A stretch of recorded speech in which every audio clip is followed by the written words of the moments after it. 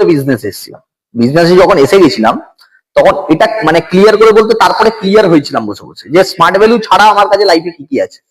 পৃথিবীর প্রতিটা ব্যবসা করতে গেলে টাকা লাগে, এটা আমি জানতাম। আমি নাইনেই ছিলাম একটু ম্যাচিওর, ব্যবসা নিয়ে একটু ম্যাচিওর বুঝতাম আমি, কারণ ওদের সাথে আড্ডা মারতাম প্রমোটারদের সাথে। তো এইটুখানি বুঝতাম যে বাইরের মার্কেটে যে কোনো ব্যবসা করতে গেলে টাকা লাগবে, আমাদের ব্যবসায় কোনো টাকা লাগছে না। আমি যা কোয়ালিফিকেশন আমার, আমি কোনো ভালো চাকরি পাবো না। আর আমাকে যদি এই নরক থেকে বেরাতে হয়, ভালো ইনকাম করতে হয়, স্মার্ট ভ্যালুই একটা সাহারা, এটা যদি করে নিতে পারি গেম ঘুরে যাবে।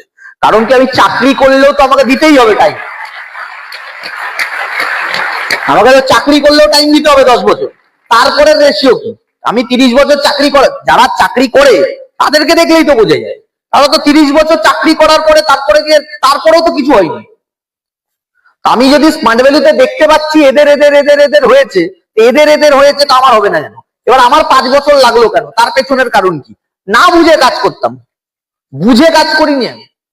আজকে একটা অ্যাসোসিয়েটের 5 বছর লাগা উচিত না, কারণ কি তাকে তার সিনিয়র প্ল্যানিং দিচ্ছে কি করা উচিত কি করা উচিত না।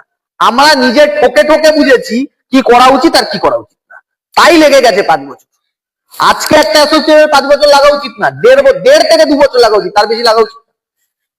এই লাগছে ভুল কাজ করছে, বোঝা গেল?